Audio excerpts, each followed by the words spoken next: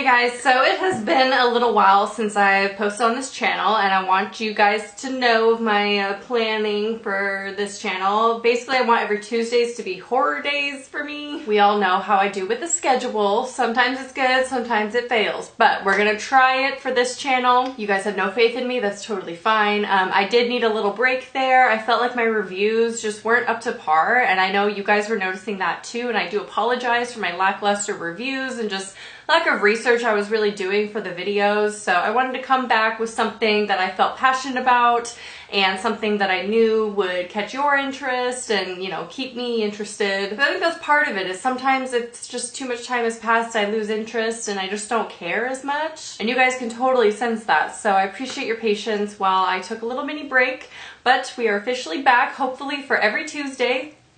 So today we're going to be talking about cursed horror movies. So obviously with the world of horror, you're probably curious if while filming or after filming, weird things happen, because sometimes the movies involve the paranormal and things like that. So is that true? I don't really know. For me, this is a little bit of a stretch because I don't believe in paranormal things, but I do believe in coincidences, and sometimes they're just a little too convenient. So the first one we're going to be talking about today is Poltergeist, which came out in 1982, and people are saying that this film is cursed because of the deaths of Heather O'Rourke, who played the little girl. She died by a medical misdiagnosis, and also Dominique Dunne, who played her older sister, was murdered by her boyfriend after filming. Some say that one of the reasons why this was a cursed movie was because they used real human skeletons as props, because plastic ones were more expensive. One of the weird coincidences is that the little brother Robbie in the film actually had a poster of the Super Bowl, and that specific Super Bowl would take place 6 years later in 1988, and Heather O'Rourke, the little girl who died from the medical misdiagnosis, actually died one day after this Super Bowl in San Diego, which is where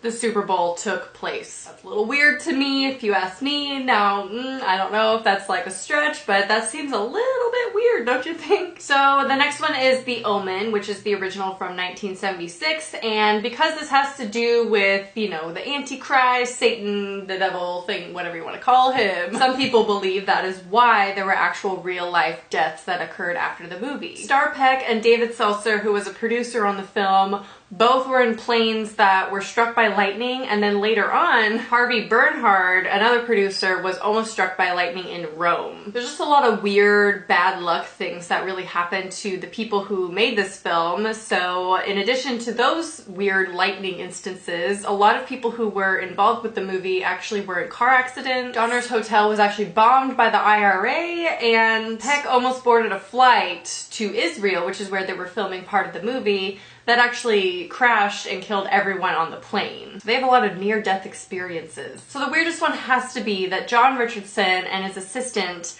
Liz Moore were involved in a car accident that actually decapitated Moore. This happened on Friday the 13th in 1976, and it actually was very similar because there is a beheading or a decapitation in the film, so it was kind of strange how that occurred. The next one is the original The Exorcist that came out in 1973, again with the lightning. Why is it that all the Satan movies have something to do with lightning? And this one's really strange. Like I said in the beginning, I don't believe in any of this stuff, but it's very coincidental and very strange. So across the street from the theater where The Exorcist premiered was a church, and it was struck by lightning and the cross fell to the ground. There were at least 8 deaths that were associated with this movie, and the set of the house where it took place caught on fire and burned to the ground, except for Linda Blair's, who played the little girl in The Exorcist, except for her room was completely untouched. That's a little strange. The next movie is The Conjuring, which is, of course, a more recent film. All the other ones have been kind of older. This one came out in 2013. And of course, this follows the story of Ed and Lorraine Warren, which if you want a whole video about them, there are some conspiracy theories and also some just like exposing of them that I kind of want to touch on because I've never talked about it, and it's such an interesting topic to me. So if you want a video on Ed and Lorraine Warren, the real people, not the ones at The Conjuring, but if you want one on the real people, just let me know. So people in the Philippines were actually so disturbed by this movie that priests were actually available at the movie theaters where it was shown. Apparently there were strange claw marks on Vera's computer, who's the actress that plays Lorraine Warren. James Wan's dog would growl at invisible things. There was a strange wind that put Carolyn Perrin in the hospital apparently, and then there was a fire. So there were some weird things happening along with this story and with the filming of this movie. So the last one we're going to talk about today is Rosemary's Baby, which came out in 1968. It's actually a really, really good film. I highly enjoyed it. It's by Roman Polanski, and he actually has the worst luck out of all of them, which this was really interesting to find out because I had no idea the link between his events of his life and the Charles Manson life. Like, they do cross paths. So first things first, the film's composer died of a brain clot 1 year after creating the film, and this is actually how a character in the movie dies. And then the producer, William Castle, of the film suffered kidney failure a little bit after the movie and swore that the movie was cursed. But Roman Polanski, he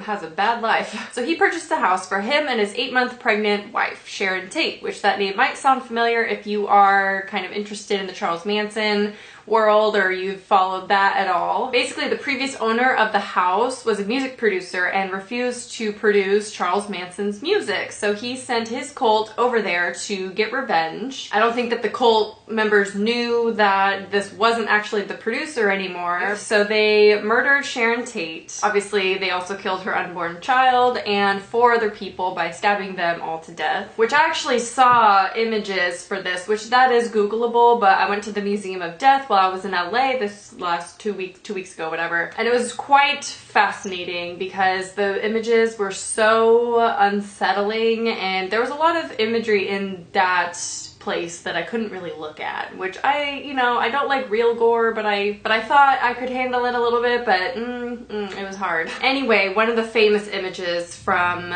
the Charles Manson case was when one of the people soaked up Sharon Tate's blood in a rag and wrote the word pig on the front door. So Polanski survived this because he was in London on the night that this actually happened, except later he was charged with statutory rape. And then the weirdest coincidence about this film was that the Manson family obviously nicknamed their murder spree Helter Skelter, which is obviously a Beatles song. They named it after a Beatles song, and John Lennon actually was murdered outside of the Dakota Hotel, which is where he was staying, which is where Rosemary's Baby was filmed.